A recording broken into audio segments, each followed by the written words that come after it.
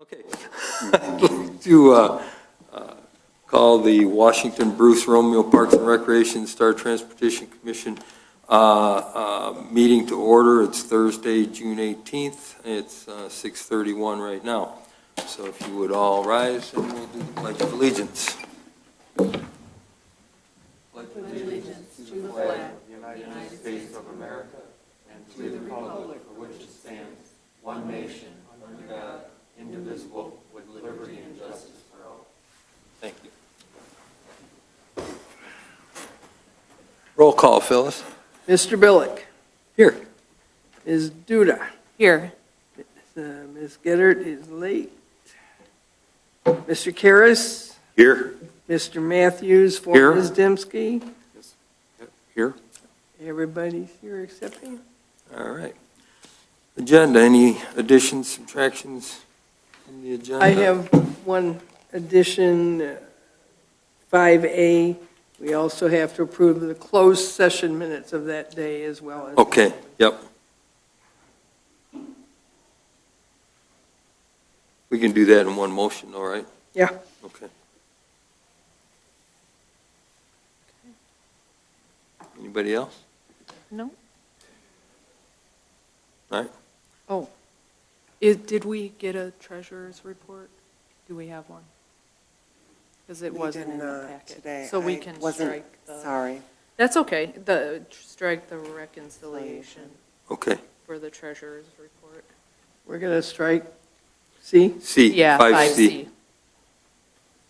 5C. Anybody else?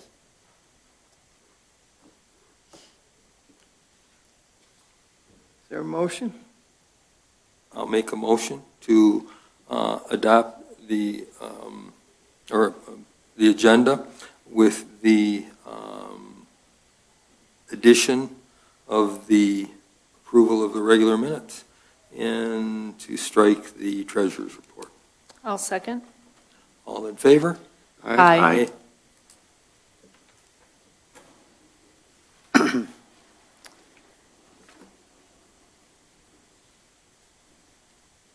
Consent agenda.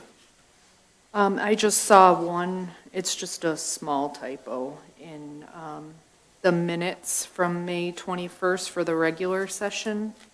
In item 7, Clara's last name is misspelled in the second Oh. sentence. Okay. But that's all I noticed. Wow. I didn't see that. It's my name, you think that? Yeah, I saw Clara and I know that. And I am just noticing accounts payable isn't in here either unless it's just missing from my packet. You are correct. They could possibly be in my mailbox today. Okay. I wasn't in. I didn't even think to look to see if she, Yeah, it's not in there, but I mean, I've seen it online. Yeah, I saw it too.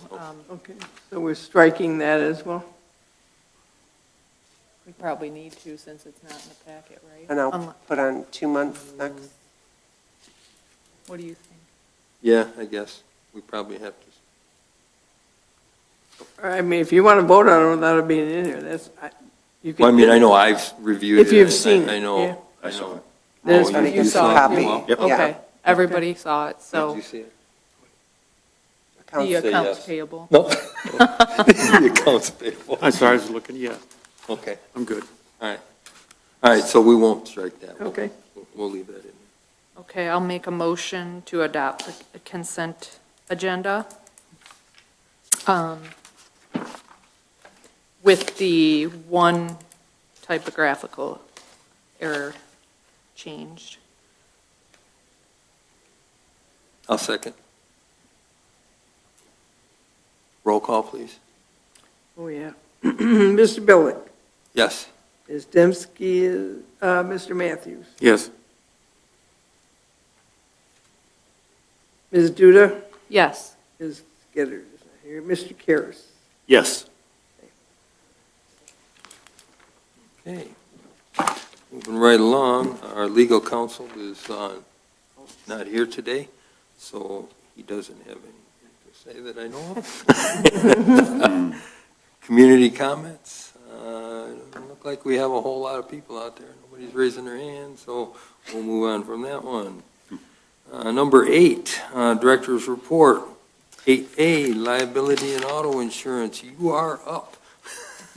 This is Dustin from Decker Insurance Yep. Agency. Nice How you to doing? meet Thank you. you. Thank you. Thank you very much. Nope, you're fine, yes, up here is good. Make sure you're talking to the microphone. Can I face this way? Anyway, well, you Okay. know, we're talking to the masses out there. So. Oh, good. My, for the last 5 years, my children will find this stuff on YouTube and use it against me. So I appreciate their True. podcast. Thank you so much. First, I want to thank you guys for having me out. I know that under these circumstances, I appreciate you allowing me to come in front of you guys and kind of explain what's going on. Every year, I'm fortunate enough to sit down and meet with Clara and go through, you know, the year in review. We talk frequently throughout the year with any changes or expansions that are taking place. We're also there to communicate and talk and work through any problems that present themselves in terms of claims.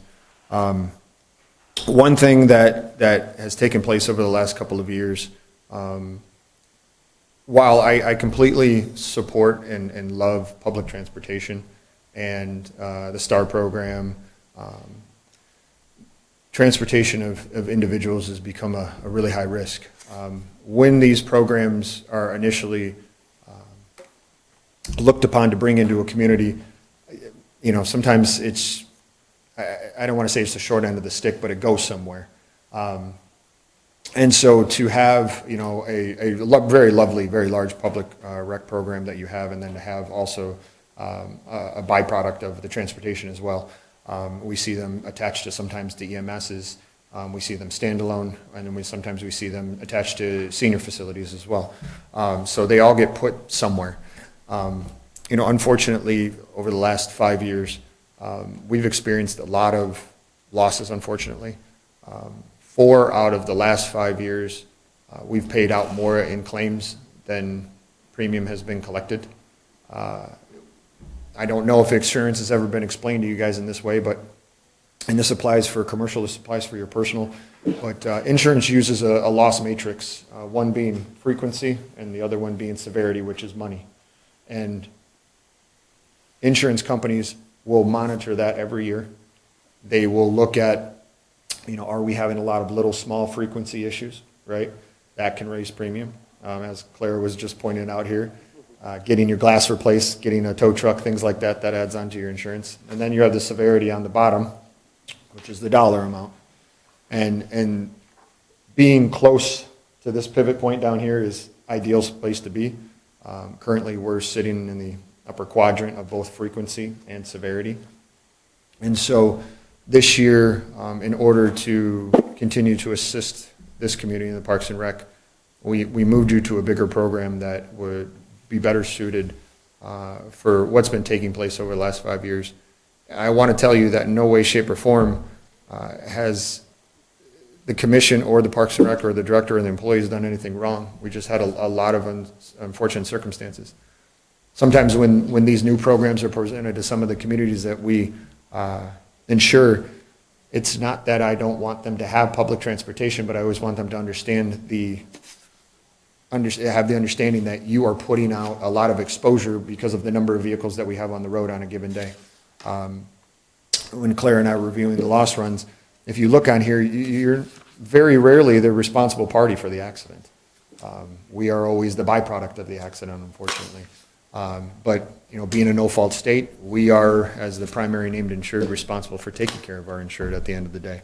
I will tell you, if this was anywhere else in the country besides California, none of these lawsuits would exist because the people that unfortunately hit you would be the ones taking on the brunt of this. When you look at the amount of premium that's been paid over the last 5 years versus claims being shifted through Over the last 5 years, we have had roughly $191,000 worth of claims come through our systems. A total of 14 claims, 13 of them all being automotive physical damage or liability related. And again, that's just because of the fact that we have a presence out on the road on a daily basis. You know, we see this reflection in, you know, EMS authorities. We see this reflection in law enforcement authorities where we just have every day 4, 6, 8, 10 cars out there on the road. The odds are something is going to find our vehicles at an unopportune time. So, you know, while, you know, this renewal is difficult, you know, we were able to negotiate a renewal. We were able to negotiate it lower. I will tell you that they were jonesing to try and go higher.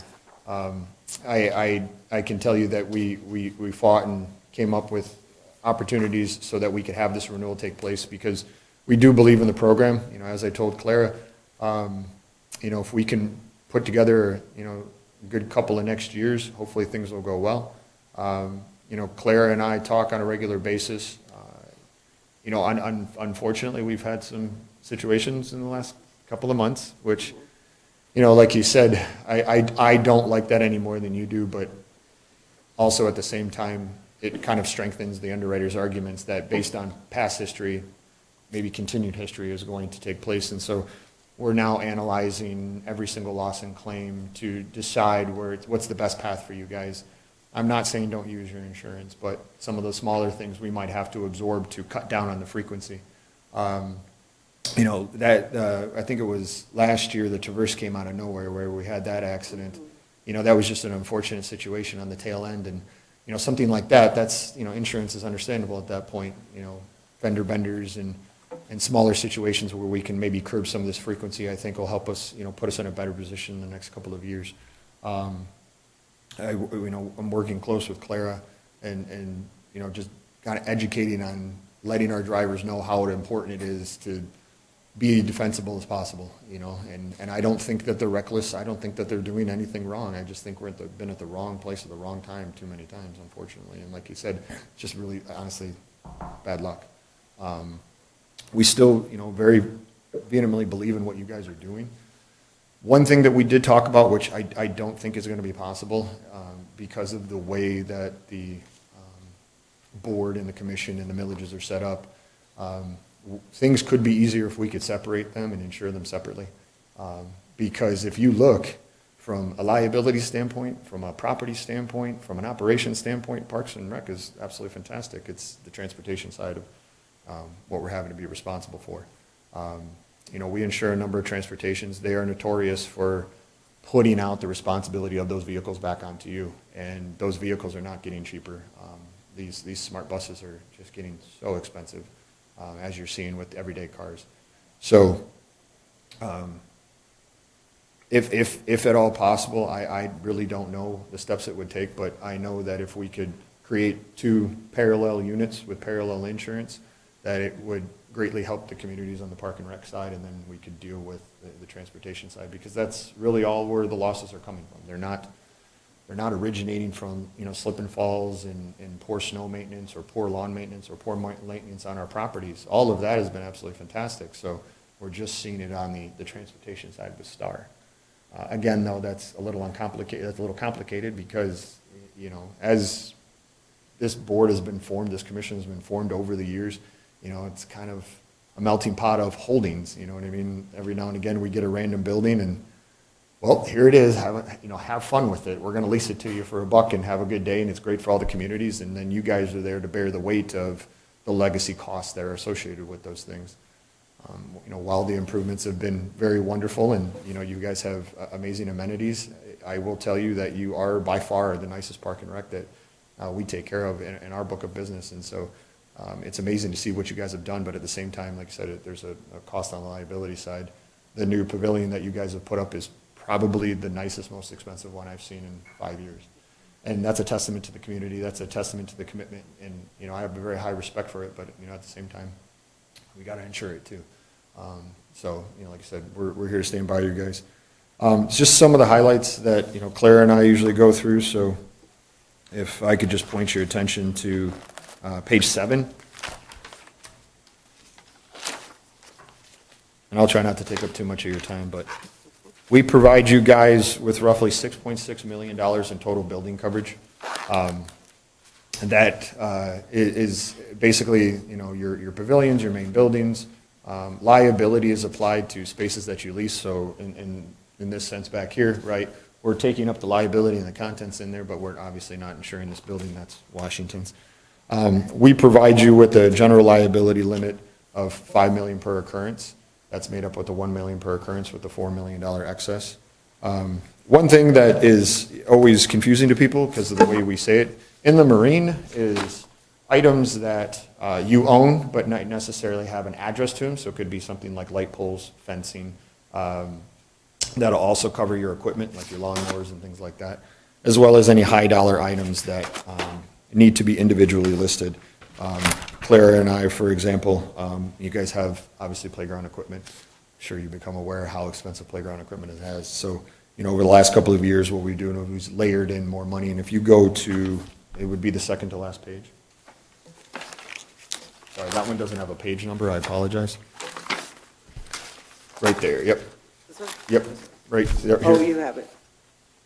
So this is you all broken down in property, vehicles, and in the marine.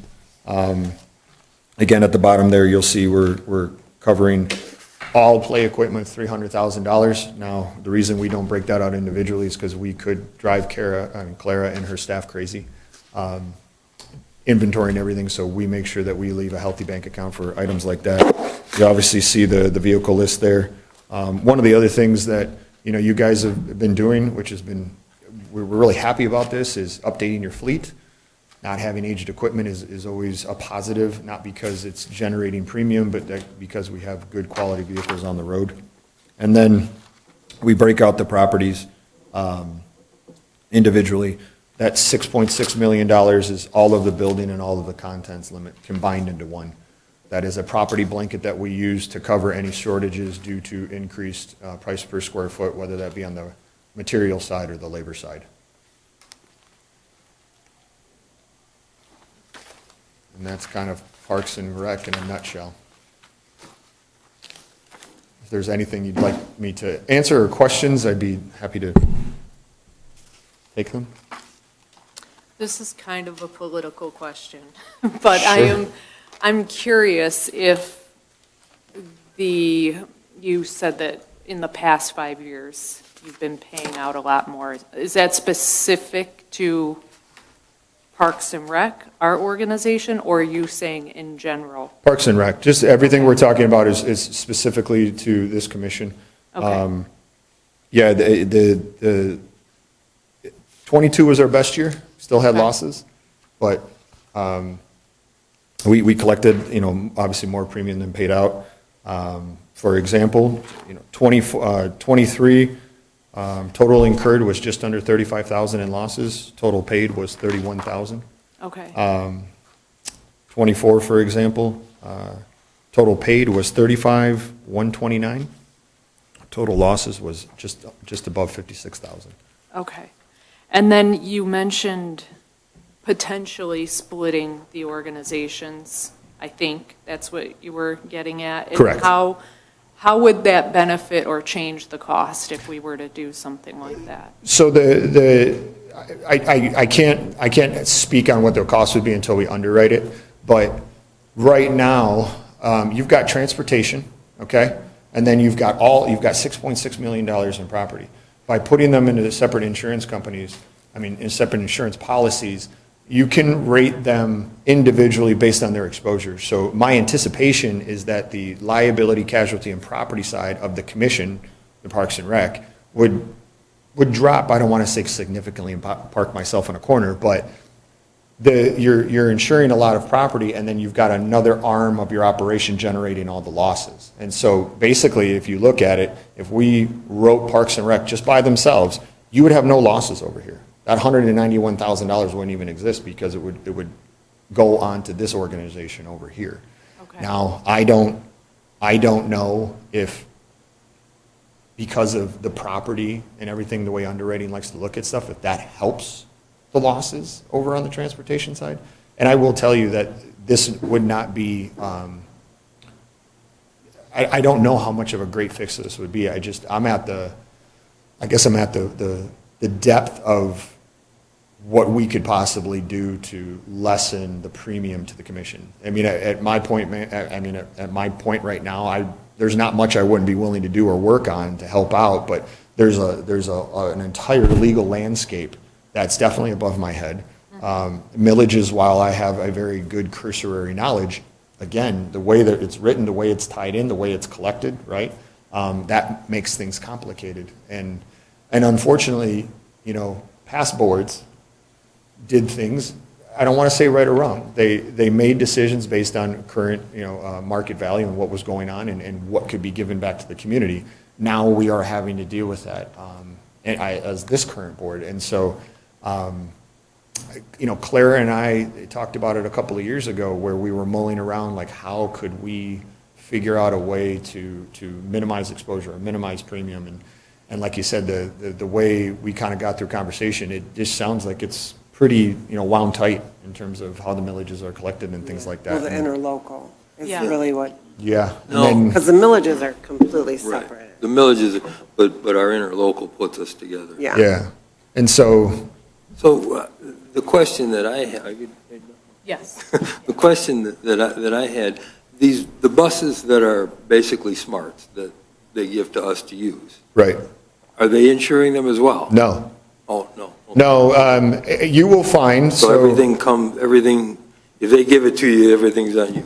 Yeah, so I deal with this, down in Monroe County, for example,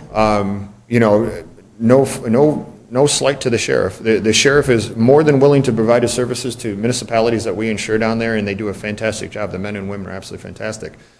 As a part of that agreement, though, we supply and insure the vehicles for his county officers to use. And so while he has that upfront cost of, whatever, vehicle maintenance, whatever, he's also not handling the losses as we lose vehicles. And SMART does the same way. Every operation that utilizes any type of transportation, the entity that operates them insures them, and that all boils down to the agreement. Because when you think about it, and I've never asked this question, I can't imagine how many buses they've got out on the road on a given day. Right. I mean, when you look at what we experience here, that could be happening on the same day in 2 other counties. I know I live in Wayne County, and boy, if there ain't a bus every mile in my territory, so. Oh, yeah.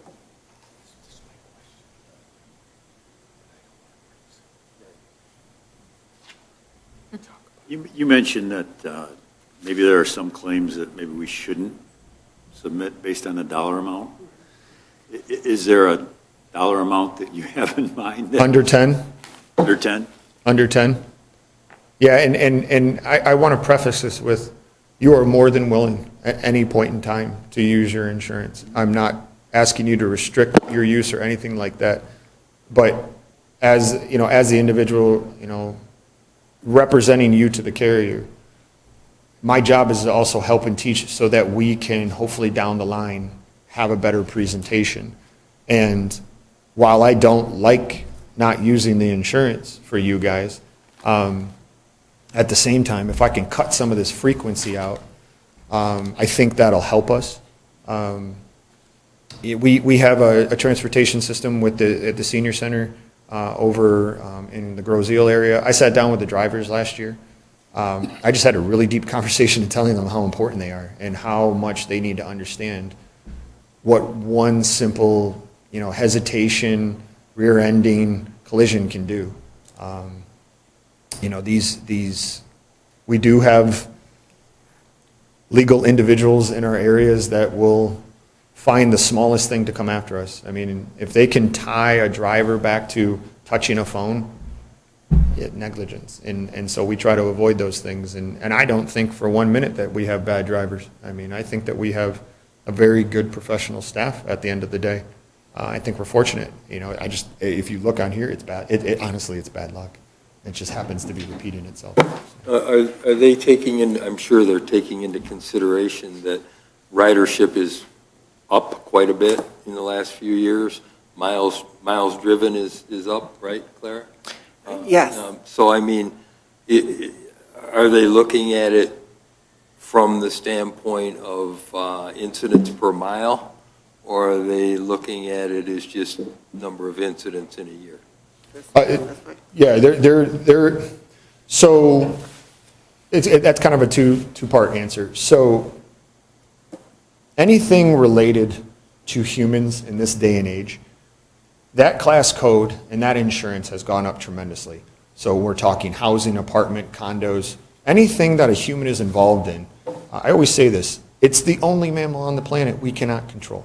It's the only mammal on the planet we cannot get to buy in to what we need, right?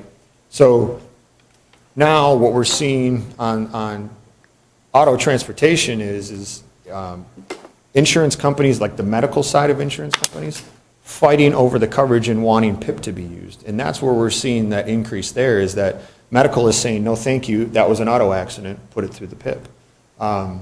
I had a simple claim where a young lady, and when I say young lady, she was a very lovely 82-year-old woman. She was sitting in her seat. The driver had to brake a little bit harder than usual, and she wound up hitting her head into the grab pole, and it knocked her out. She wasn't strong enough to keep herself, and she wasn't also bracing herself for the movement. We had to pay a claim on that. I don't know what you do at that point, stopping on a feather so somebody who uses this transportation system doesn't knock their head into a pole. I was so sorry for it to happen to her, but at the same time, I would be at the end of my rope in terms of experience and knowledge on how to stop that. I mean, at this point, do we put pool noodles on these? Yeah. Right? But then they can't grip it right. Strap it It's in gonna, and give it's, them you a know what, helmet. I mean, that one, they're like, what do we do? I'm like, I don't know. Yeah. Someone needs to find some new soft grip tape that doesn't move around the pole. I mean, the only, like you said, I've had a couple of communities that have been approached with this, and I've told them, I said, while I think it's absolutely fantastic, you really need to think about the legacy costs, the legacy losses, and really understand that you need to keep a fund available to handle having 8, 10, 12 buses on the road every day. And to your point, unfortunately, sir, based on what you said, that actually kind of heightens our awareness because we're transporting more people, which means potentially more loss, which means we're on the road more than we have been in the past years. I'm very glad ridership's up, though. So scratch that from what I Yeah, said, just yeah. kidding. It's definitely not on YouTube or any records. But I mean, I'm going to, I can tell you, and Clara can tell you, I don't back away from a challenge. I think that there are still cards to be played. These are absolutely lovely communities that participate in this commission, and I think everybody wants to see success. It's just you also are transporting, and while I love these communities, driving through them, even at any time of day, is quite a load on my mental state. I mean, it is wall to wall. It is amazing. I almost got hit 4 times coming up here. Just in this track right here, 4 times. It's impressive. It was impressive. So one thing with this too is I do have to sign by the end of June. And if they're obviously insuring us because we Right. need the insurance, but, I mean, I don't know what it's going to look like when they see our track record because, like, say we did go out today. So God bless insurance carriers. They legally have to notify you 30 days prior to renewal. And by golly, if I didn't get a call immediately at 7 o'clock in the morning on the 30th day before it was supposed to be delivered, telling me what was going on. Called Clara right away, and I told her, listen, I'm not naive. We want to take care of you right now. We want to continue to take care of you. However, if you guys want to go out and look for a bid, you are more than welcome to. They're going to ask for your loss runs. They're going to ask, how have you performed in the last 5 years? That's not to say that nobody's going to insure you. I don't want to walk you out the door. We're here to support you. We're here to help you guys. I will not change or act any differently up until the day, you make a decision. Whatever you don't use in terms of premium will be returned to you. So if you take a 3-month process or a 2-month process, and then you remove us from covering you, you will get that premium returned back to you. So this isn't a, pay and have a nice day. But I will tell you that, you know, having $191,000 is going to be a little difficult with some of the carriers. I do know my competition. They're good programs. The salesmen all are very, you know, varying in difference. But I know for a fact that Travelers, which we write for, won't even take a look at this because of the losses. Selective and Trident may have a difficult time, and a company that's out there is called Gladfilter. I don't even think they'll touch it because they usually want a perfect track record. That's not to say that you shouldn't look at that stuff. That's not to say that you shouldn't call somebody because, you know, at the end of the day, I'm not going to sit there and tell you that there's nothing else out there. That would be rude of me. We're here to support you guys, not to stifle you. So Can we will reduce this? reduce what? I mean, like, as we go forward, The say we have a coverage. perfect clean record for a year or two, So does it go lower? Claire is very sweet for the way that she's framing this question right now, because she did ask it to me. It is, as I told her, plain and simple, you guys will need almost a spotless 5-year record for me to be able to do anything going forward. Because in their eyes, they're anticipating at least $40 to probably $60,000 in losses this year from you guys. And I will be very frank with you. We did the renewal, I think, mid-May, and you had an incident just before I showed up, and then you had an incident the week after I showed up, which was taken care of by the commission. So as I was telling Clara, and just to be fair with you guys, you're kind of meeting the expectations of what the underwriters are setting up and telling me, while I'm defending them going, no, that's wrong and mean. And then in the back of my mind going, oh, I'm glad we didn't report those two because I would have a little bit of egg on my face. The one was just It wasn't. bump and needed to be bumped out, so it was under 5. So I'm like, I'm not reporting. And like you said, Yeah, it just goes to show, and I don't say that in a negative term, but you know, like you guys are intertwined in so much stuff. You know, I've gotten to meet some of the guys that do the maintenance. You know what I mean? Just having those trucks out there as well. You have a very large footprint in terms of the automotive side. But again, that's a testament to why our parks look so nice. That's why we have a nice transportation system, right? So that's just.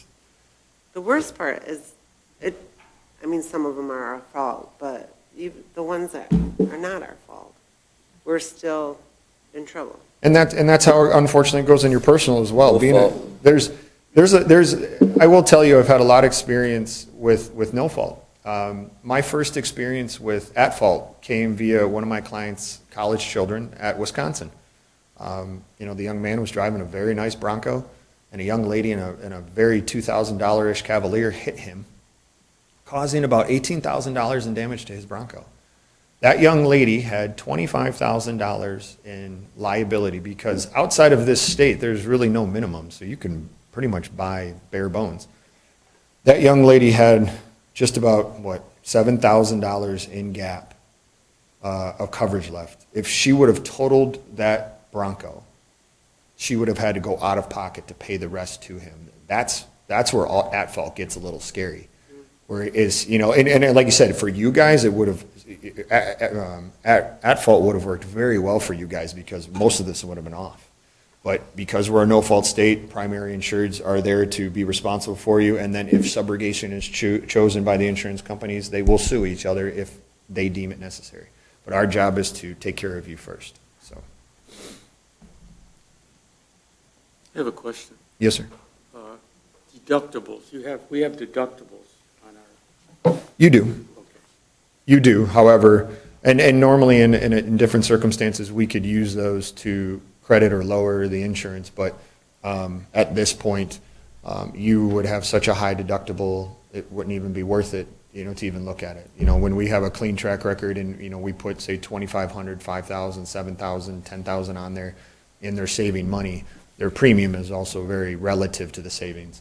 You know, to offer you guys a higher deductible and save you $1,000 on this, I don't think that makes much sense, you know. It's like when they're broadcasting a brand new Silverado for 90 grand and they'll give you a $1,000 cash incentive. It's like, thank you. Yeah. So I assume that you would not recommend us buying any additional vehicles?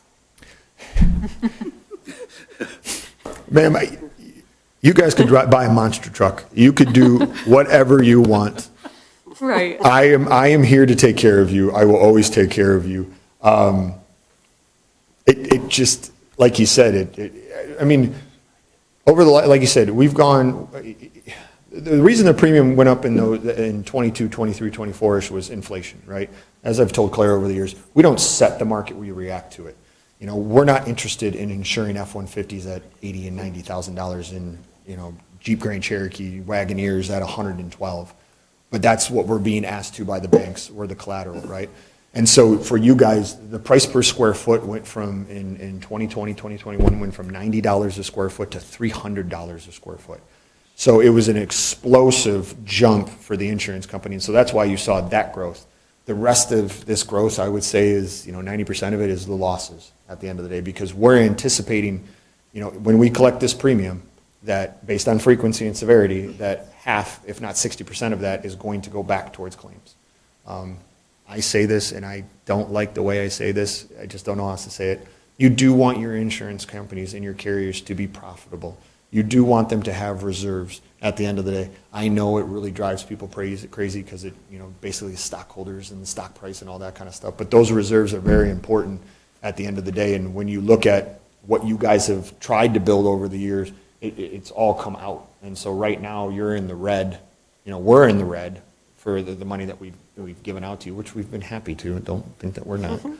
But you have to look at it from a standpoint of, if we continue these trends, we're going to run out of money towards what is allotted for the park commission. And that's a very condensed, simple way. You know, you're not pooled, but the business of transportation over the last 5 years has taught us a lot. I mean, we've had to deal with $1 million lawsuits from accidents. We've had to deal with millions of dollars in losses, and that's not reflective just towards you. That's just transportation in general. With what Kim said, and what you said earlier, replacing older vehicles is a good thing. Yes, I hate to tell you guys this. You know,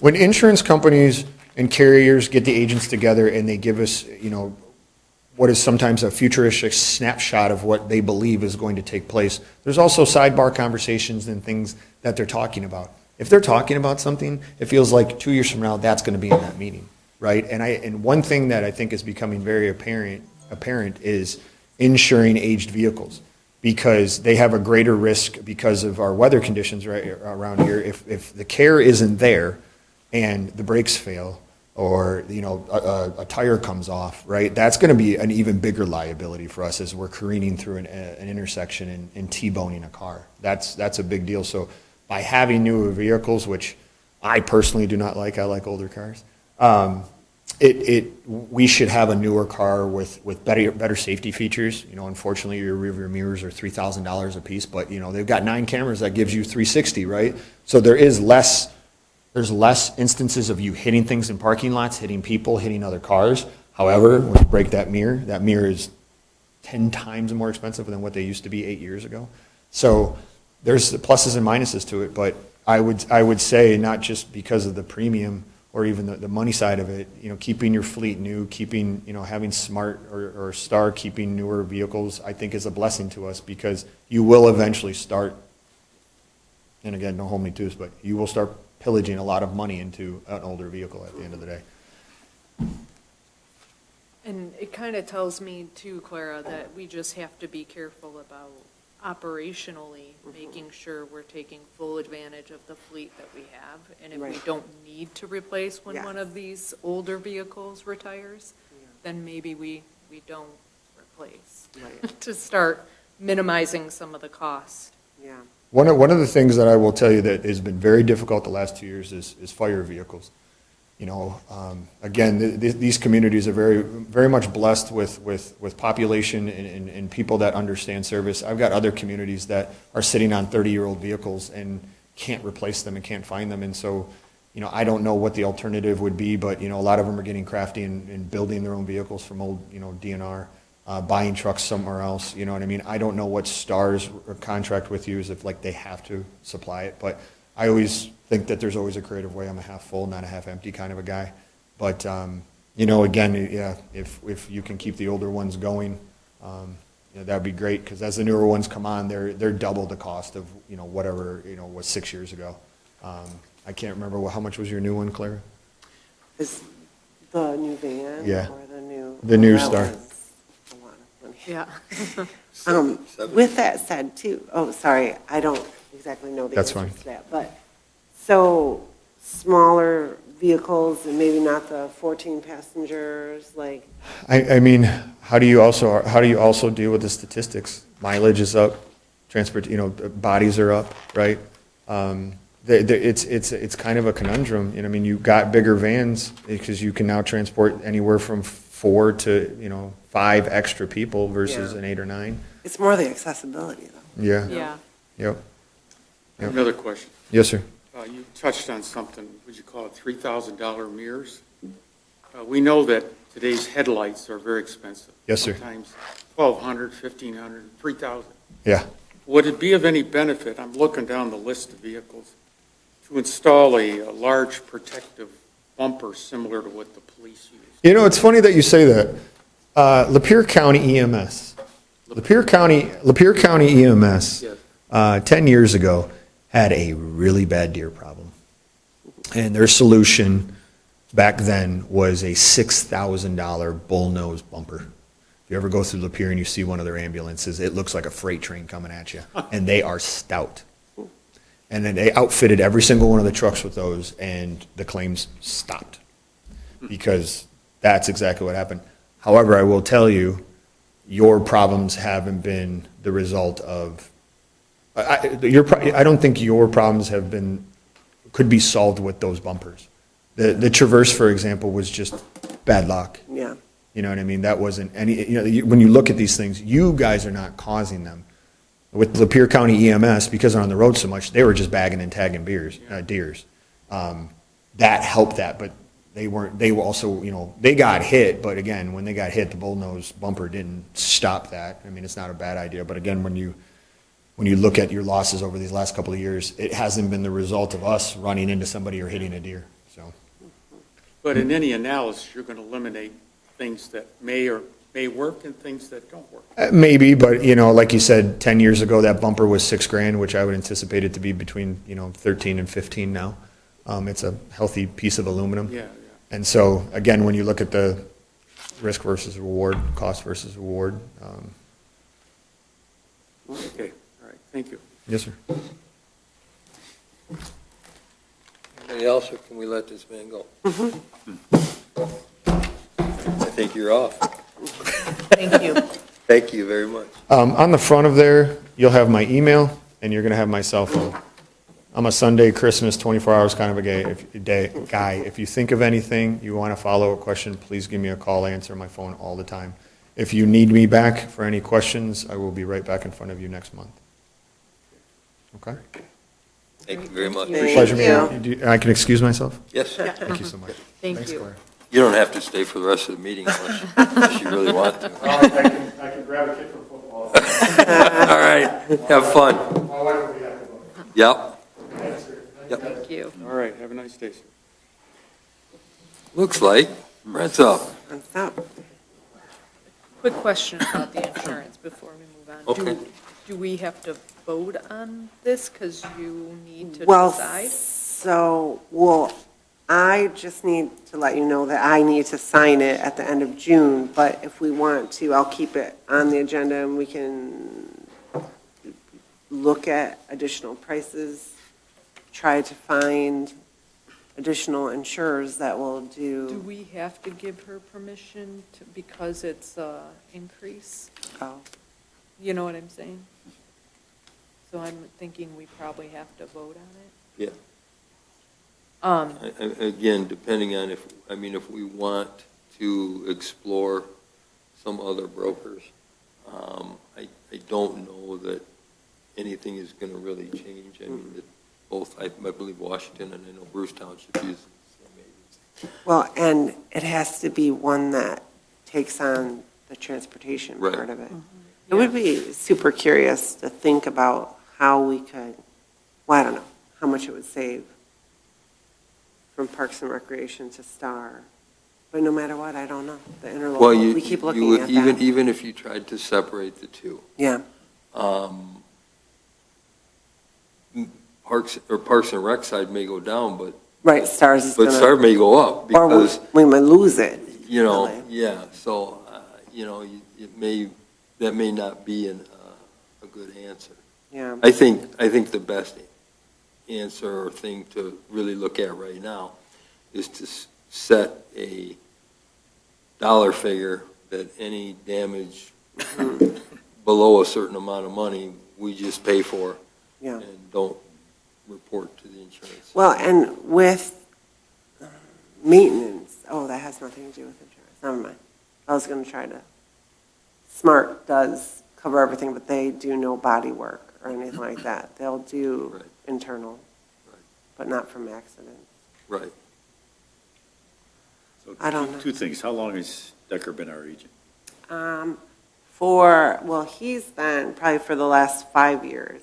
And then before that, they bought out the company, or he took over the company that we've been with, because they're part of the municipal plan. So they were, I don't know if I remember the name, before Decker.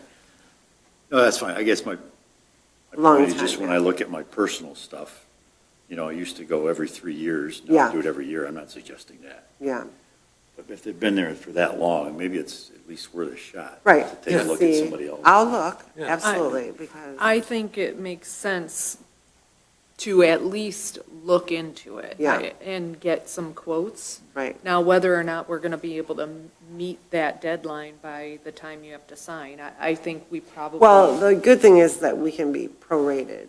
Okay, So, yeah, Yeah. exactly. There'll be a little bit of time. So we may have to give her permission to move forward with signing and then, but also, And go Whoa. look for prices. Phyllis has some.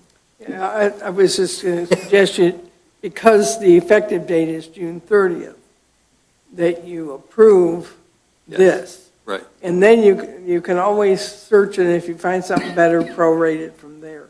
But I would definitely get this approved so that she can sign the papers and we're insured. And then Okay. the other thing I was going to ask was, you said if they're under 10,000, maybe we shouldn't submit. We Yeah. know how many of those we have, right? Yeah. Okay. So, until I've learned of this part of it. I mean, when we had, recently, the very last one was just, it had nothing to do with any engine, any safety, anything. It was more, I can't think of the word, but for looks. So, Cosmetic. yeah, cosmetic, thank you. But, so that we did not submit at all. So I would assume just keep coming to you and tell you all the good things that are happening. right. And our drivers are trained but, I mean, the record kind of speaks for itself. yes, 90% of them are not. right, anything right, to do right, with right. Driver error or Yeah. anything like that. So, and I'm sure they're all keenly aware of the. Well, yeah, they're aware. So I don't have any issues with them at all. But I know everybody's insurance has gone Yeah, skyrocketed. And the downside of new vehicles is that they are much more expensive to repair. Yeah. So Yeah. the liability on the insurance company, if you've got an old vehicle, that's worth $7,000 or $8,000, I Yeah. mean, that's the limit of their liability for Yeah. that vehicle. If you've got a. we do have one, in the budget, I don't know if anybody remembers, but we were supposed to replace one this year, which is having issues. But like you said, we'll see how we do, if we can shove more into the scheduling or, I know that they do, especially with our new system, we're pushing it, making Right. sure that we're doing it maximum capacity. Are we running, 10 vehicles to pick up 10 people, and when we Right. can run 5 people and pick up 2? Right.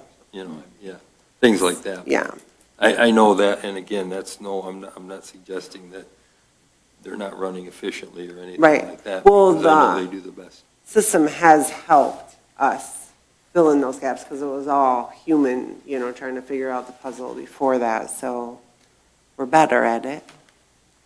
I don't do it, but I'll have more conversation with Dory. Okay.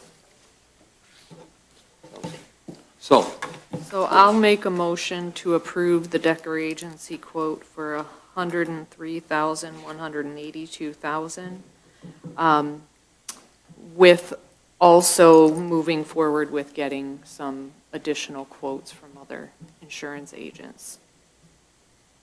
Second. thank you. Roll call, please, Phyllis? Mr. Billick, Yes. Mr. Matthews, Yes. Ms. Judah, Yes. Ms. Gettert, Yes.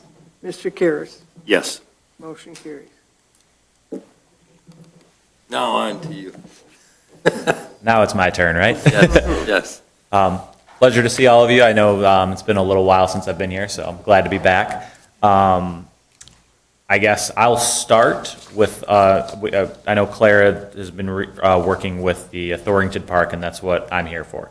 So I think last meeting you had kind of authorized Clara to start some project management services and everything through us. So I've kind of worked with her on that, got up to speed with the team that has been on there working for the last year or so, whatever, been on this project, got up to speed and trying to get this thing moving. So before I dive into that, I did start in 2 contracts that are in the proposal, the agenda. One is a work authorization for just this project specifically, and then the other one is a master service agreement. So that's typical for most of our municipalities. We're finally getting something like that in place that covers all the details, the liability, the insurances, and everything like that. This was, I think we drafted it to be in place for 5 years, and again, that can be, there's a lot of clauses in there, just like how typical municipal contracts, it's very similar to what we have in Washington Township and Bruce Township here. It's just, paperwork. Again, we're asking to have all of the contractors that we work with and are approving for you guys to have these contracts right. We wanted, Clara and I discussed that we should also do the same. So they will have like the hourly rates, the terms and conditions, what you guys can come back at us for, what, all of that stuff, the liability, that's all in there. So that was sent over, and then a work authorization directly what we plan to do for Thorington Park. Right now, we're getting up to speed. We're trying to run the project of what's needed. There are some things that are kind of just things that come up that I want to just kind of have plans and ready to react. For example, I met with the person at RCS today, kind of dealing with a lot of the updates on quotes that I'll get into in a minute, but things like that, getting it updated. And then on top of that, one of the things to try to, I think that what I'm brought in for is to try to program this out over the next couple of years. Have a budget, have an idea of what the community wants, what the commission wants, and all of this stuff together. So I think my team put together a proposal, and it was kind of just set aside back in November, I want to say, just kind of paused for now for some concept designs. You'll remember that the school and a couple of the students and everything have kind of put together projects. My landscape architect team, which does a lot of that park design, that initial concepts, the cost estimating, they can put some rendering together, get more presentations together, and that's what's put in here. So I kind of repeated what I put in back in November in this same proposal, as well as just a project management, just doing whatever it takes to get this project over the finish line. So those are those 2 proposals. I don't know if anyone had any questions or concerns regarding that, and then I can give project updates after that. I just had, that question's answered. On the agreement for professional services, there was just one thing that I read and I was like, I don't like that. Yep. And that was the client agrees to reimburse for reimbursable expenses at cost plus 15%.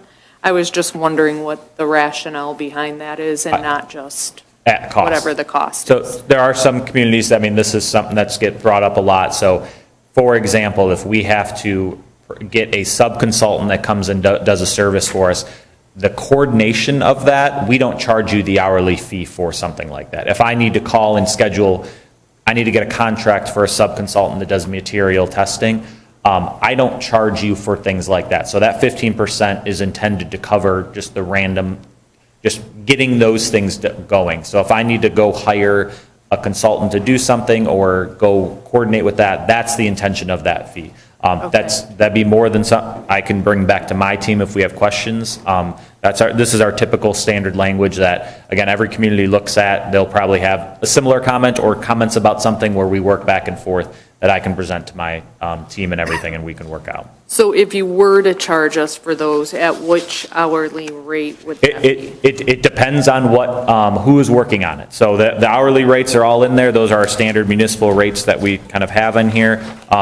My intention is to use the lowest billable rate that I possibly can and working on that, but also providing the service, knowing that, you know, sending an intern out to do something might not get you the same quality of service out here. So depending on who is out on the project, that will depend on who's doing that. Typically, I like to have a lot of my engineers on a lot of the projects because that's who's going to run the project. If I'm a project manager and I can just sit and kind of tell people what to do, I'd love to do that. It just depends on what level of service it is. So Okay. I think for the beginning, it's kind of just been me running most of this stuff just because I need to get up to speed, get it going, and then I can step back potentially depending on what the level of service is needed, and then give it to them. So again, it just depends on who is being asked for the job. Usually most of our jobs, like I know on the work authorization, we'll have budgets kind of assigned for certain things. All of that is just the budget as a not to exceed, and we bill you just based on who is working on that thing up to that dollar amount, or to the maximize of that dollar amount. So it's all time and expense at that point. So again, it depends on what the project asks for is who the hourly rate will be charged. Okay.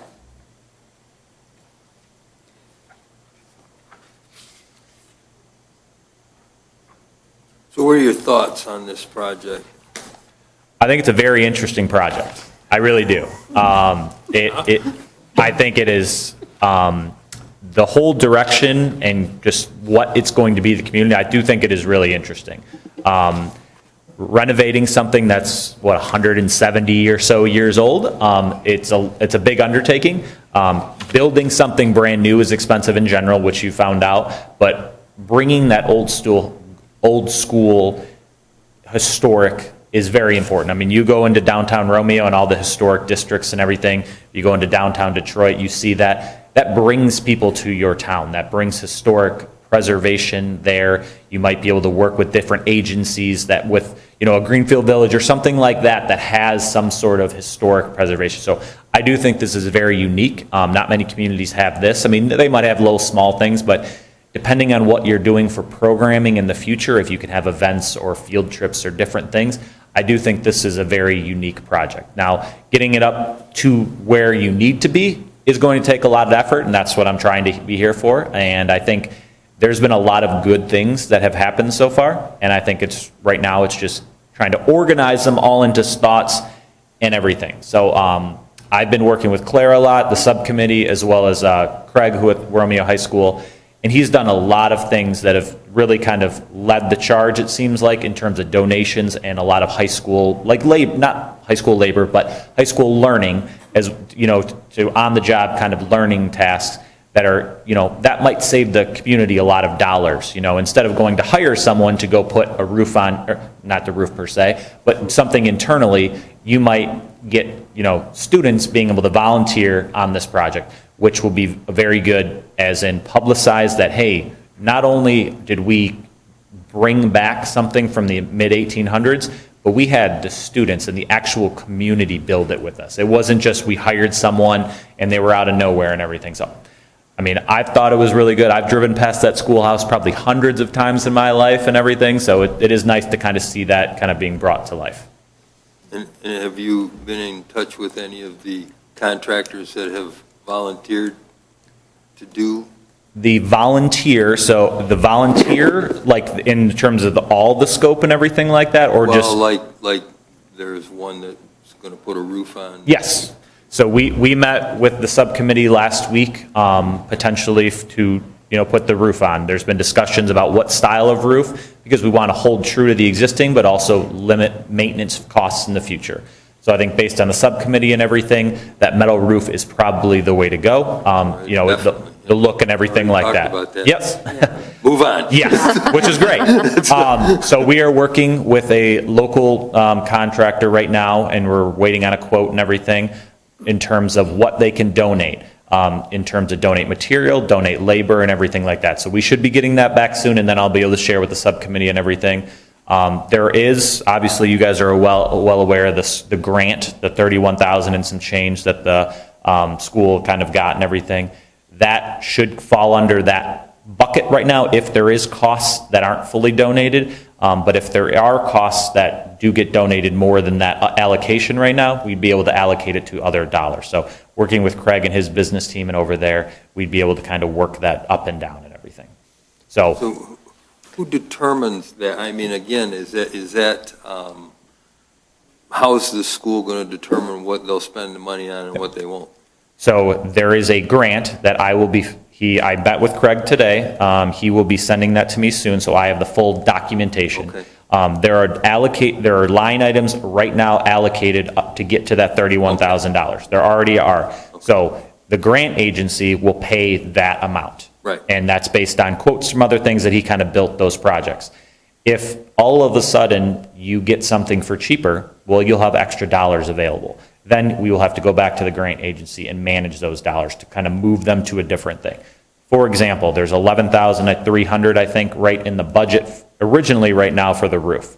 If that changes, say it's $10,000. Again, this is round numbers, making it easy. That means you'll have $1,300 potentially to reallocate to something different. So that's where we kind of got to work on based on who's donating what, when you can get those dollars, because as you just saw about the insurance guy, things go up and get costly very quickly. So when we can try to get something, we will proceed on it, and that's kind of trying to get this commission and the committee all aware, the community that it's been involved in everything, being able to make those decisions quickly to be able to approve those, but then also making sure that we're keeping the intent of the historic preservation on the site. So that's been one.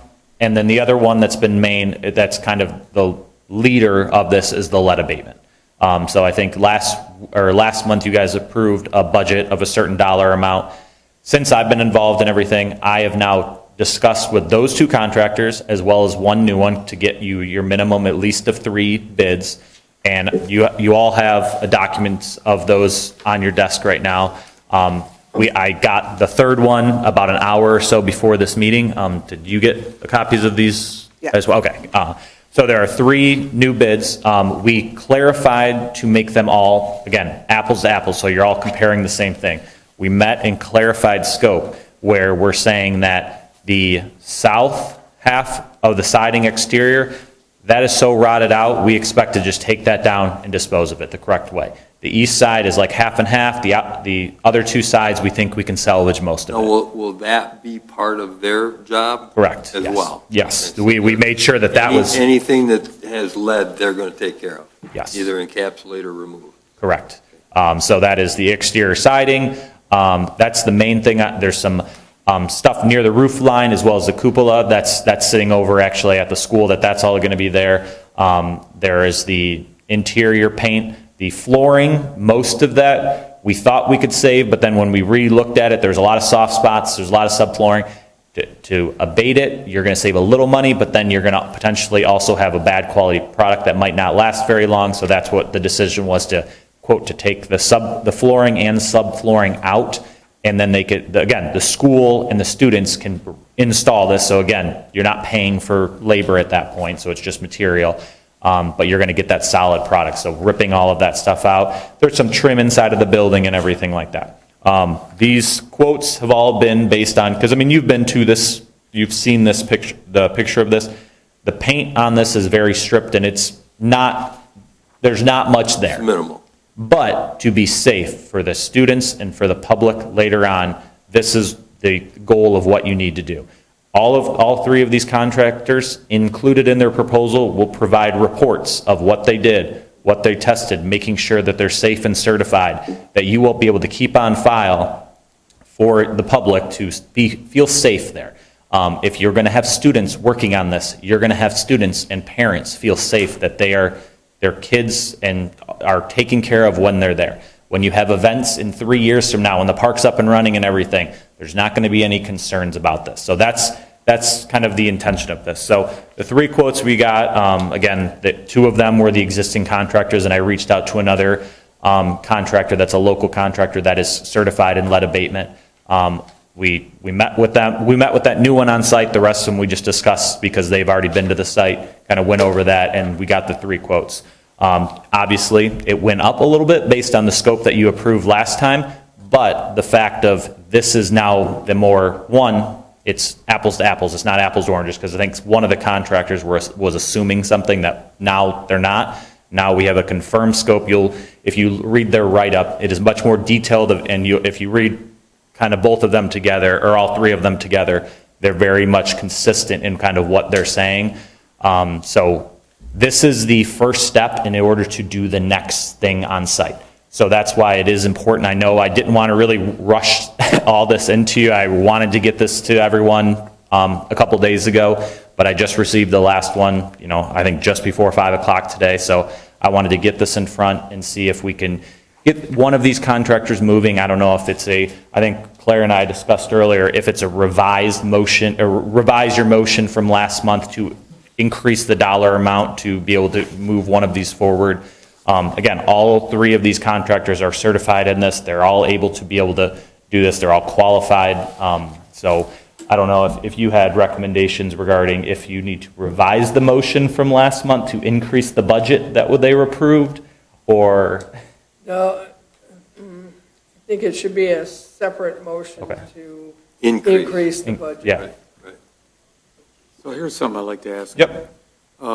As you may be aware, next year will be the 200th anniversary of Washington Township. And I'm sure there'll be some festivities, maybe in the spring or summer. I would assume that the building will be in reasonably presentable condition where it could be part of the, okay, great. The intention, and again, the concept of my thing is, or the part of my work authorization to get my team there is to kind of program this out over the next couple of years. So Parks and Recs knows what they're spending over the next couple of years. Yeah.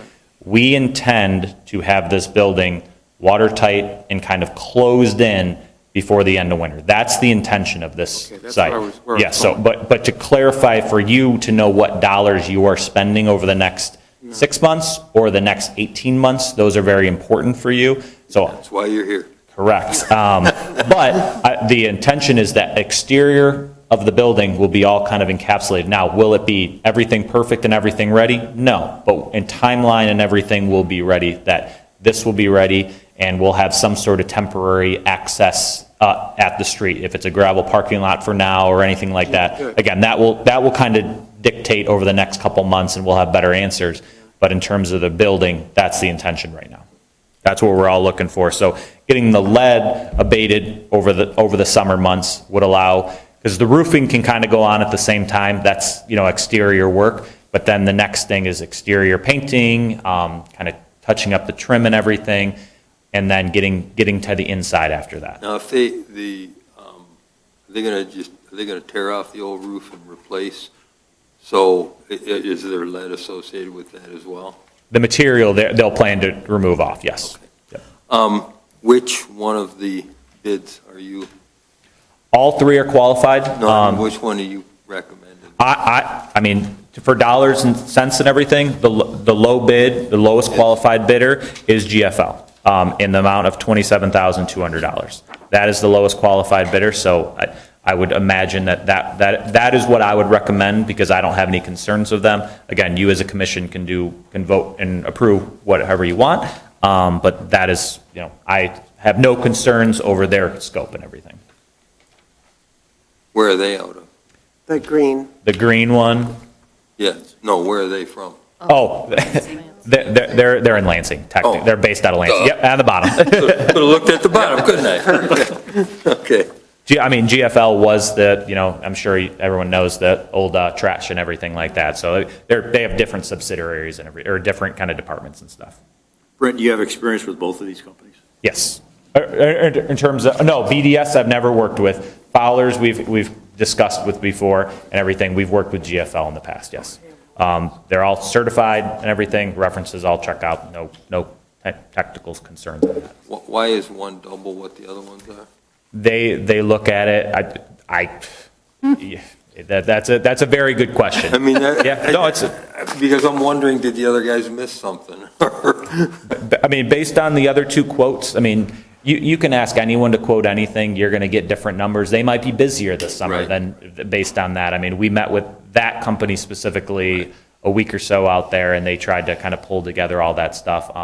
They might have looked at it and say, you know, I'm assuming more, you know, just to be safer, you know, that some people, it's all about risk management when Right. some of those bids are happening. So they might have been that, or they were pretty busy this summer, and we said we needed it done pretty quickly. Okay.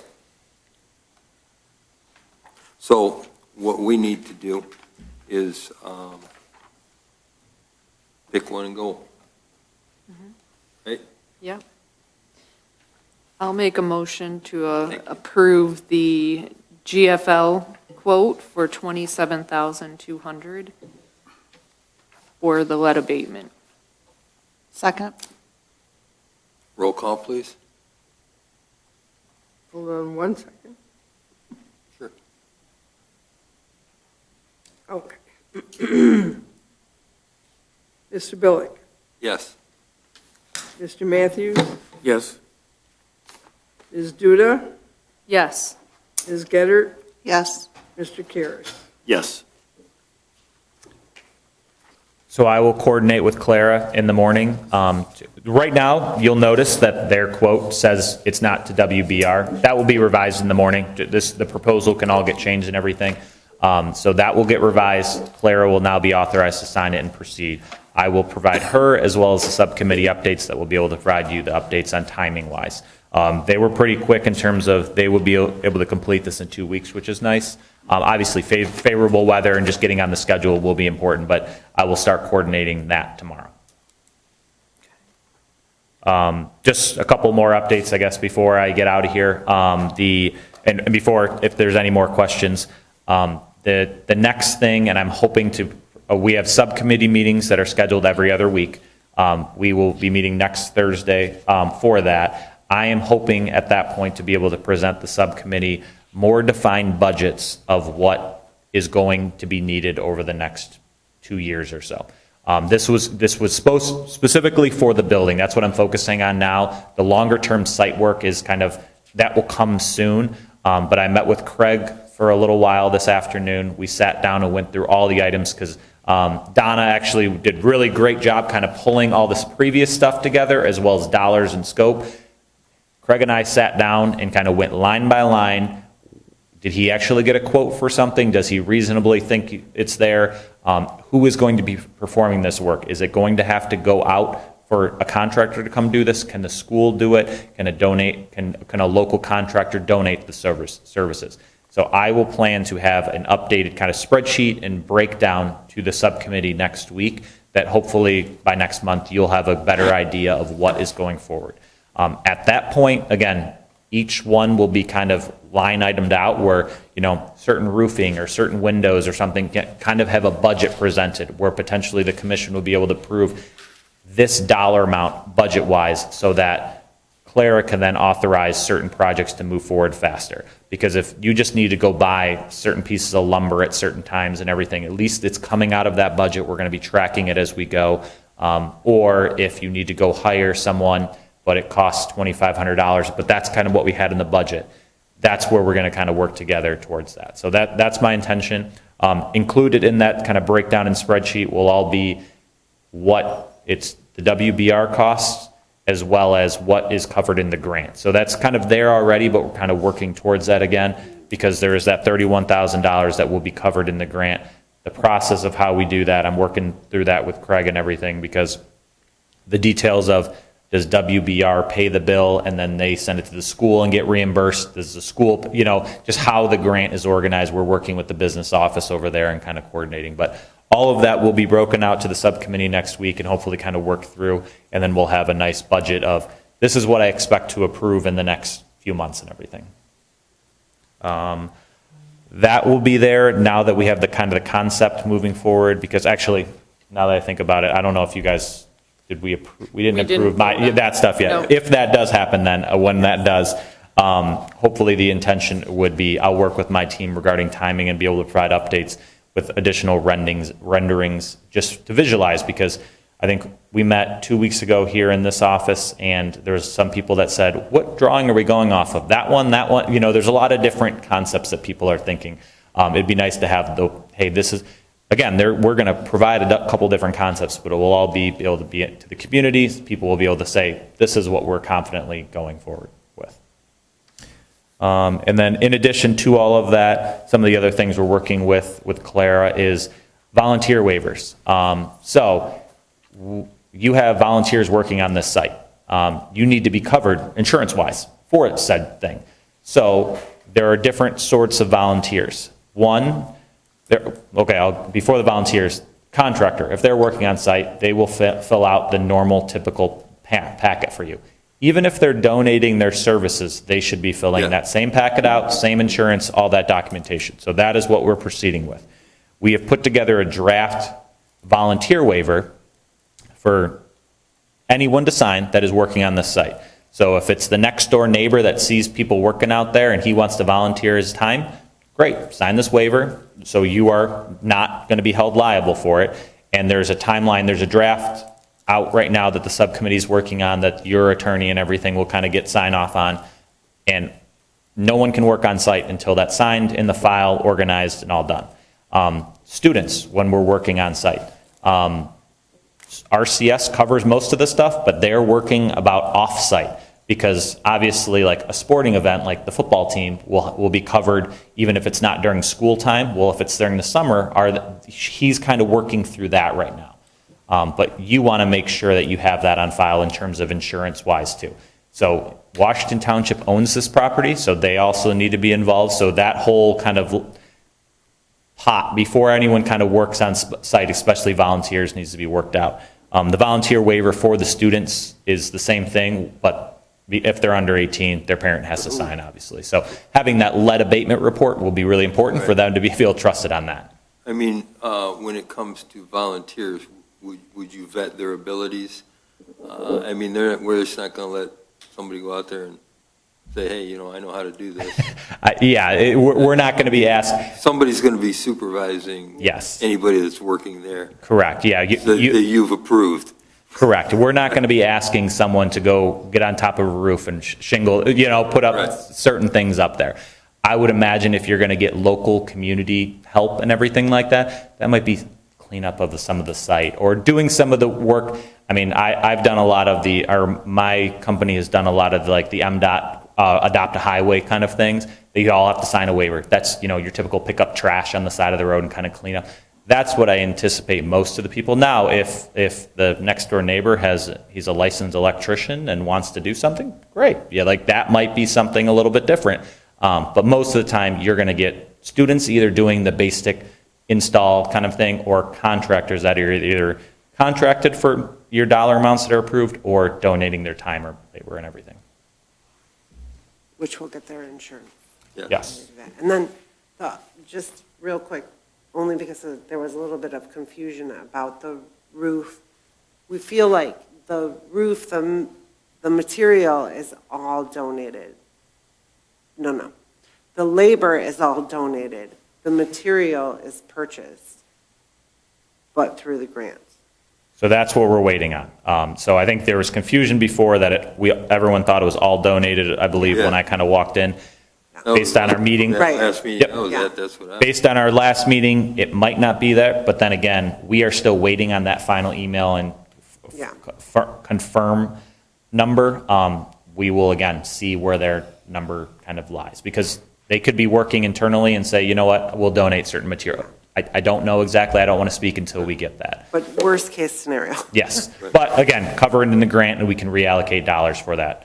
One of the things, I guess I forgot to put it on my little notes that say, is another thing we're working on is a donation acknowledgement form. So when a contractor or someone donates amount of time, effort, labor, or anything like that, we will be sending, we'll have a standardized form put together that says, hey, we acknowledge that you have donated $5,000 worth of material to this site, because they probably want to use it for their own internal purposes and tax potential purposes. We're not claiming that we have any sort of authority over that of the IRS and everything like that, but we will provide kind of that standard template and everything. And we've approved them? Not yet. Not yet, okay. That, we do need to do that. We do need to approve. I do have a quick question before Yes. we do that. Yes. So is the master service agreement, like, do we have to have that tonight? No. Or is it okay just? Yep, correct. If we want to go back and we revise certain things, if the commission wants to have specific questions, specifically like the 15% and everything like that, or if there's anything else, that can be next month or anything.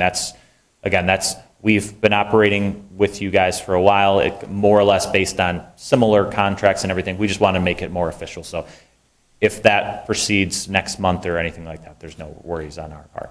And could we continue just doing on a per project basis? Yes, so the master service agreement, just so my clarity to you guys, will cover everything, and then each specific project, I will prepare a separate document with budgets, with scope and everything like that, just to kind of cover everything. Again, if I have a normal project, I typically will be able to provide you a budget. This is a little bit odd because I don't have a quite budget on it, because it's a little bit odd, and again, I'll be notifying Clara of what I expect to spend time-wise each week. Right now, I think I wrote, I'm hoping to spend around 5 hours a week. Again, that might change in different months and different weeks. Once this project gets going, I might not have to spend, I might just need a checkup call, and that's easy and nice.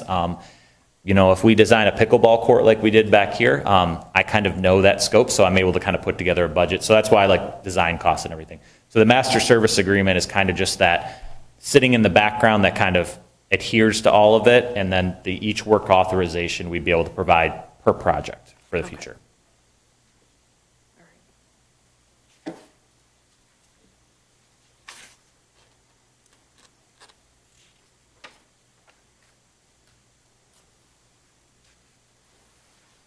Anybody else have questions for Brett?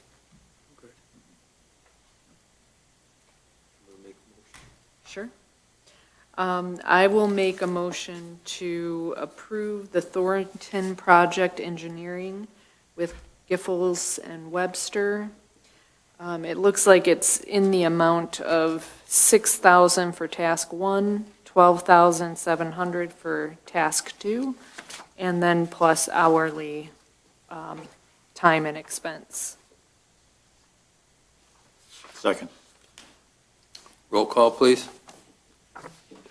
I'm sorry. Make sure I have these numbers correct.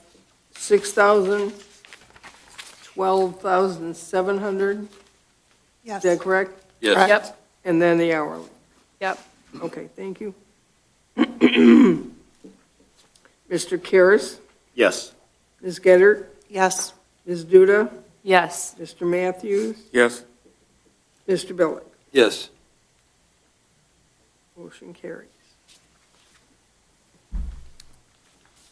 Anything further, questions, anything you have, I guess, about the project or anything that I can answer?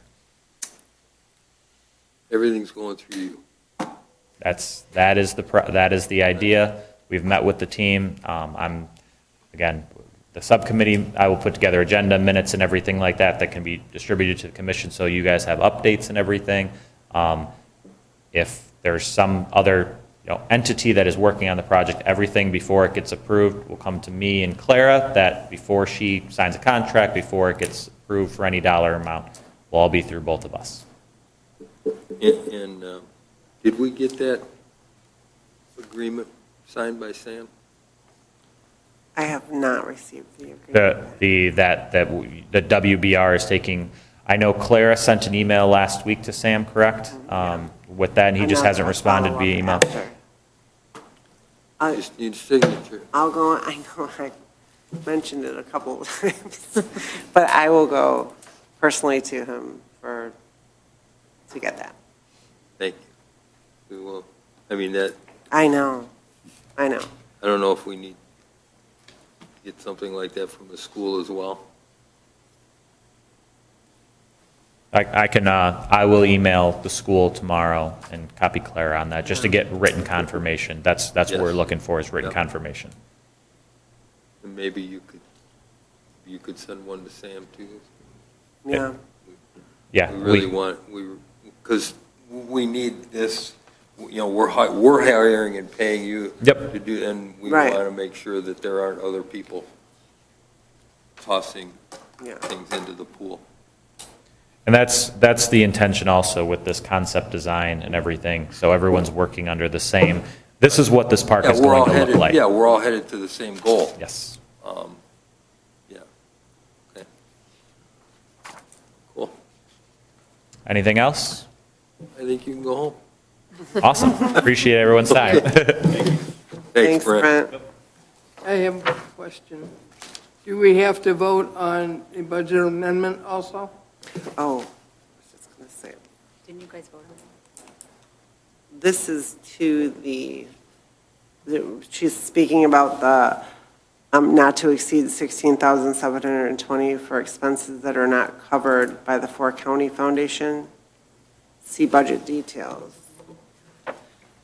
Again, this budget, this is Donna being thorough.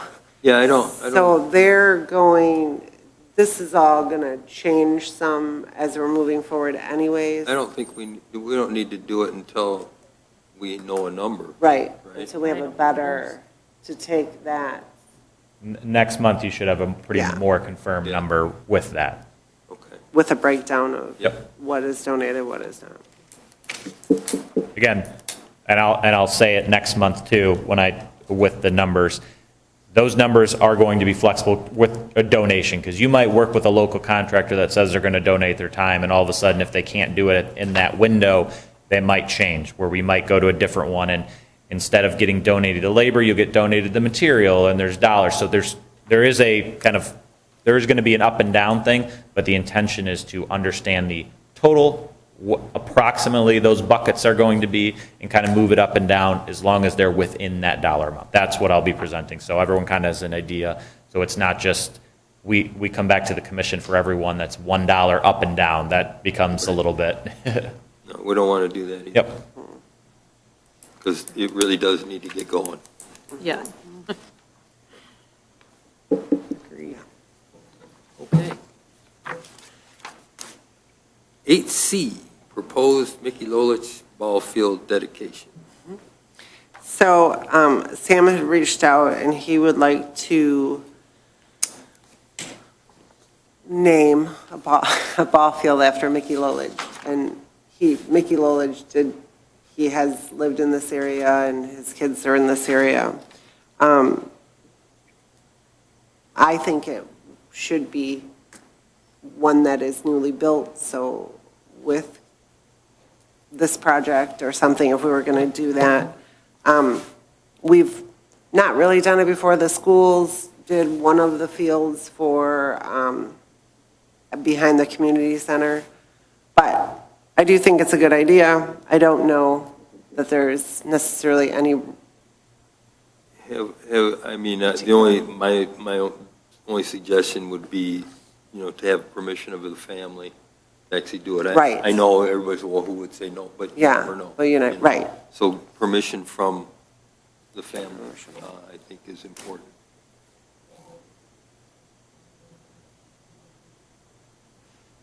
And yes, I agree, maybe, do we have anything scheduled like a Well- ball field anywhere? With Thorrington, if the thought process is to put a ball field there, even putting a sign, so there's no rush that says future home, if that's how as we go forward with the design, Okay, if a ball field, we do need ball fields, and we do need them on community Yeah. property. So, okay, yeah, cool.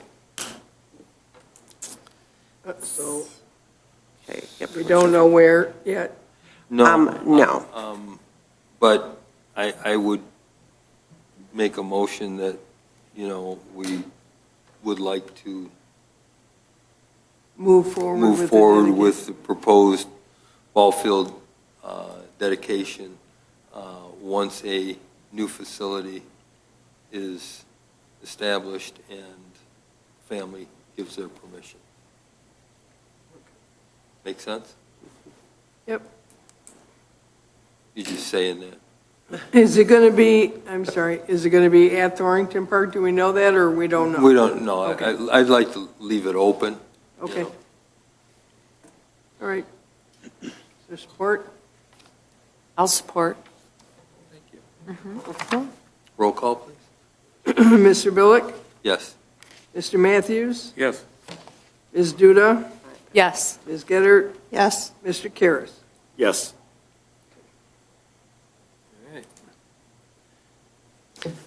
8D. Is Do we do this or does Claire?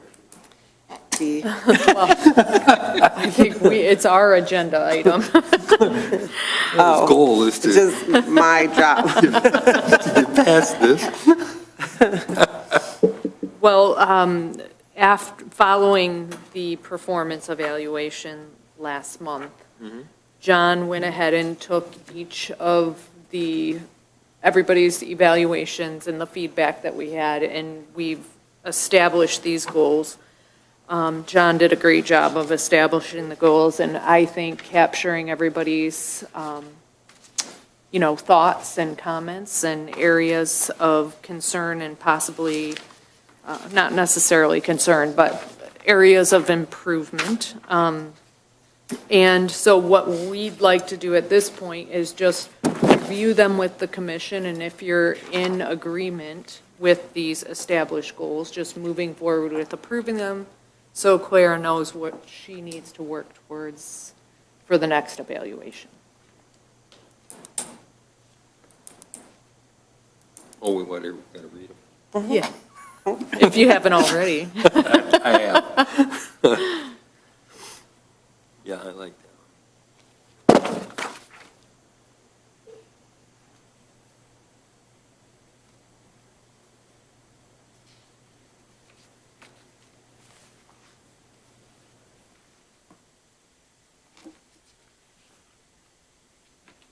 Anybody want to discuss these? Are we all good? I'm good with them. They look John. good to me. Yeah, Again, I tried to capture Oh, yeah, everybody's you thoughts wrote from them. last week. right. You do like them then, right? Right, love he them. likes them. I like them. I think they're I good. like them. You like them? You like Claire? I mean, Claire likes I think that, yeah, Yeah? they're things that are already being worked on and need to be Yeah. improved, and absolute. So You can do that then, huh? I feel I can. Go ahead. Yeah. Okay. I'll make a motion to approve the 2026-2027 director goals. I'll second. All in favor? Aye. Aye.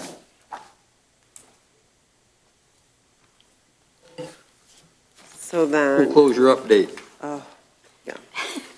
So, Did you want to talk about something else?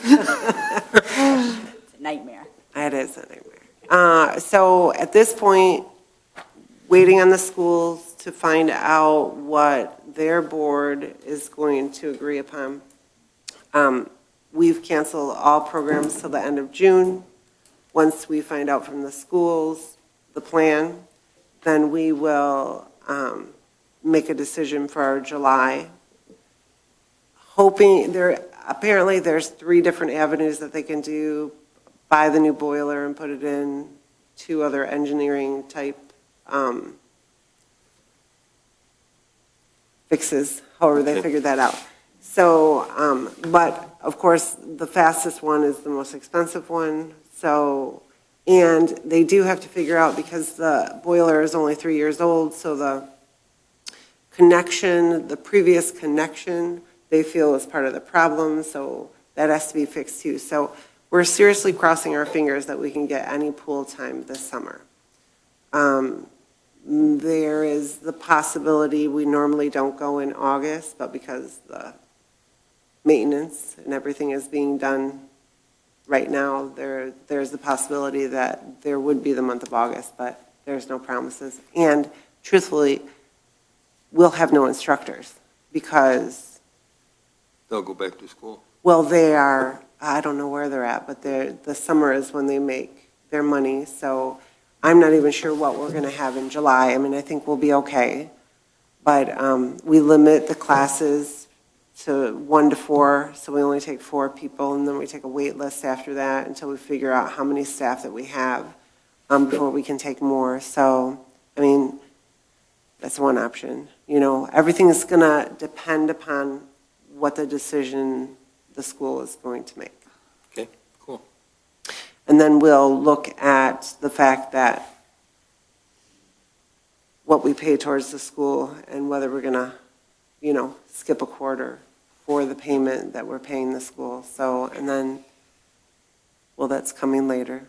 We'll figure it out That once we agreement, find yeah. more information.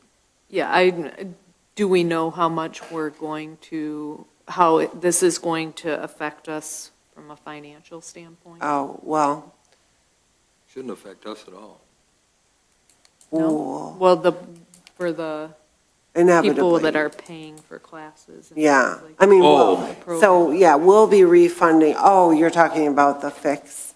I mean, Yeah, okay, you're talking about I was talking about program-related. well, definitely losses. any revenue that we're making from the pool, and then there's the momentum that Yeah, we're missing, you know, like, so it will affect us, but when no revenue's coming in, no expenses are going out, so, with the exception of the office, who's continuously, you know, a bit of a refund here and the Yeah. cost of that, so. It's just depressing. fun times. When did that happen? Right before, at the end of May. Okay. So we were up in the air for a little while, and then it was, once I had a true conversation with the maintenance director from the school, is when he said there'll be no answer till the end of June. So then we knew at that point we were going to do the cancellation, so, I have a Okay. question. yes. That program, is that all year round? All of our programs are runs all year round, yes. We run swimming anytime there is no school. All right, because Meaning I'm weekends. going somewhere with this. Oh, okay. Need some lessons? Don't throw a rock. No, I'm an excellent swimmer. But Macomb Township, I think, has a pool. Is that a possibility to? So all of the places that have pools Yeah, run their own programs. okay. We, as a department, will refer people if they call where there's available lessons, Okay. just so that they have a place to go. But to rent space in there, it would be like someone coming to try to rent space while we're having lessons. They're already, Yeah, they're doing theirs. But, you know, if I don't ask, I don't know. Oh, I yeah, asked this- no, definitely. Oh, all right, okay, Yeah. great. All right. Yeah, and we have a list of places that we can refer, but, So there are referrals. People can, yeah, they At can their call own- us. Yeah, we're talking to people all the time about yeah, lessons and okay. what they can do. We even thought about running it. The pool is to like 72 degrees, which is too cold. So, Okay, thank you, Claire. could run 5-minute programs I know. before people pass out. So then, 8F is the Citizen Social Connection Committee, which, did you want to say? Yes, Matt. All right, so today in this room at 3:30, we had our first televised meeting. And thanks to all for helping us get that televised, because we had with us some distinguished guests and distinguished presenters, and I'll describe both. We had with us Dr. Agnes Ward.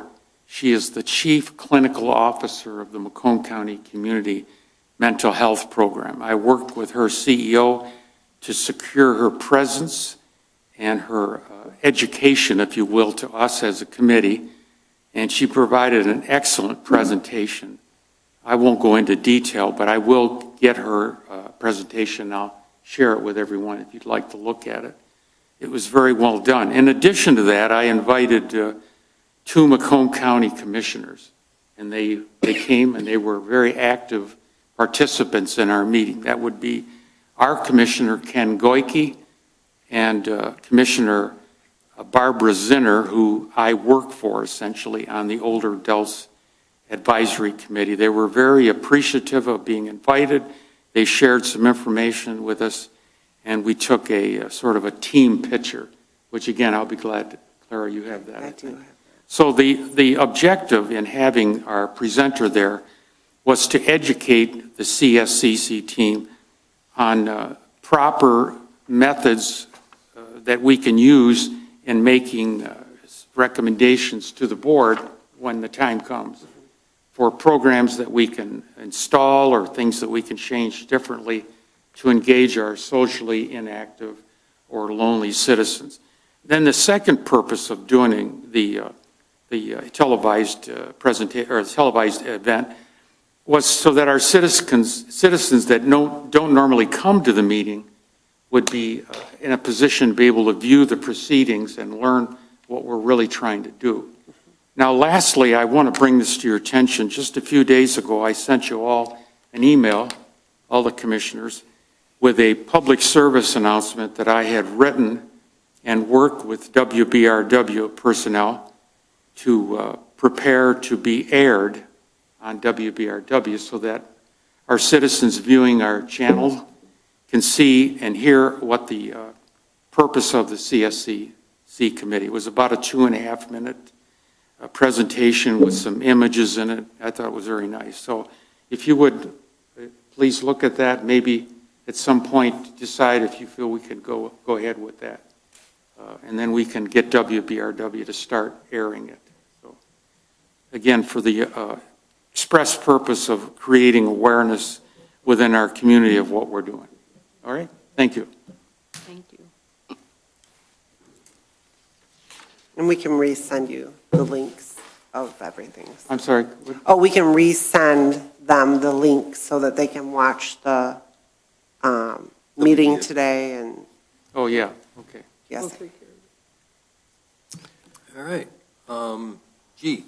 8G, AYSO Future Irrigation at Gilcher. So AYSO is one of our recreation soccer clubs in the area. Their home field or where they play is at Gilcher on the east side. They are interested in adding irrigation on that side, hooking up to the well that is already on the west side. We originally did tell them that if they wanted to put irrigation in, the cost would all be on them. I know at some point they'll probably come and ask us, but I just wanted to give you what is out there. So they had the proposal done up so that they could talk to their board about it. So this is really just for knowledge. Update. Updates. So capital development plan, Donna, is kind of, now that Thornton is moving forward with the committee, the capital development plan is back on. She's going to be coming in the office and getting additional information. So there'll be more on that next month. One Source publication, our summer is out. We are starting to work on the fall. That will be mailed at the end of August. And then it's still good. Yep. Everybody seems to like it, and everything is working well with Karina. Crystal, for Crystal Diamonds, North Macomb Community Youth Soccer. The cost that came in to light the 3 fields was so astronomical. They're stepping back, and it's still about $175,000 to light the one main field for soccer at Crystal. So he had received 3 quotes. He's picking one. I'm sending everything to the county. So then we'll move forward with that. We're finding out where, because there is irrigation out on the soccer fields that North Macomb had put out there. So we'll make sure that we don't hit any of that or the most limited amount that we can break. The interlocal that is out, it was approved by both townships. that has not come back to us yet. eVenture HR handbook, we're in the process. That's moving along well. We do have 2 sinkholes, which is just so weird, but we have one outside of Bruce Township on McVicker, and then we have an additional one at Crystal Diamonds. It's from old, The one in Bruce has been Bruce. filled, has been filled with the aggregate. yes, Because someone brilliant thought of that idea. that's right. Which is good. And we're just monitoring it to make sure, see where it's at before we have to figure out, If we need to do anything. with that. The one at Crystal Diamonds is by a water drain. So we feel like there is a crack in that, so that needs to be fixed, and we're having that looked at. Yeah, That's at the one- very- That one, that's an actual, the pipe itself needs to be. Yes. Repositioned and fixed. That goes Unlike underneath one the in drain. Bruce, which is- This, the hole that's in the back has been caution taped off, and it's in the very back behind the ball field, so it's not like right in the path of anybody walking. And then Washington Township Park Courts and the cameras are working well. Lynn's liking them very much. We can see what is happening. I think it's deterred. I think that by Washington Township asking the patrol to be out there more has helped us. I mean, for Gilcher, we're trying to get that real-time camera so that we can see it on our phones there too, because right now when something happens, we have to wait for that footage. But we've had some issues getting the internet out there, but we're good now. I mean, it's not there yet, but we're almost set. We made an appointment for them to come back out, and then we'll be good to go.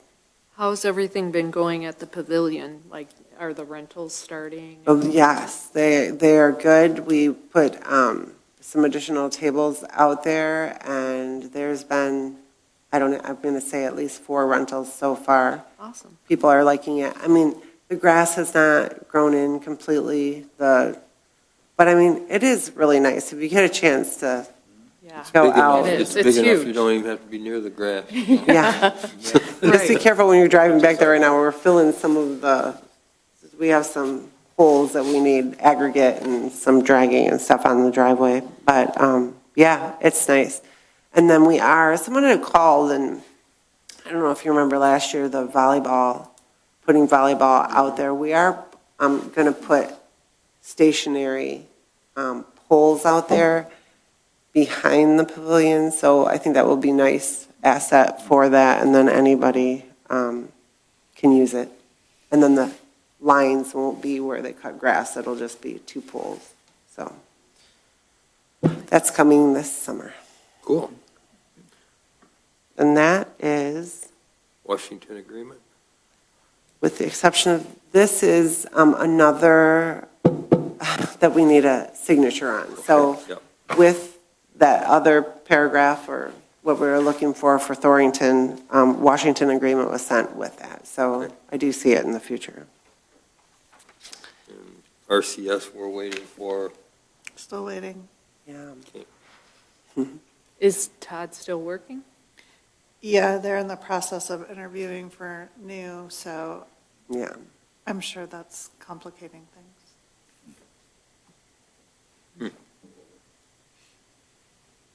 Community comments? Hmm.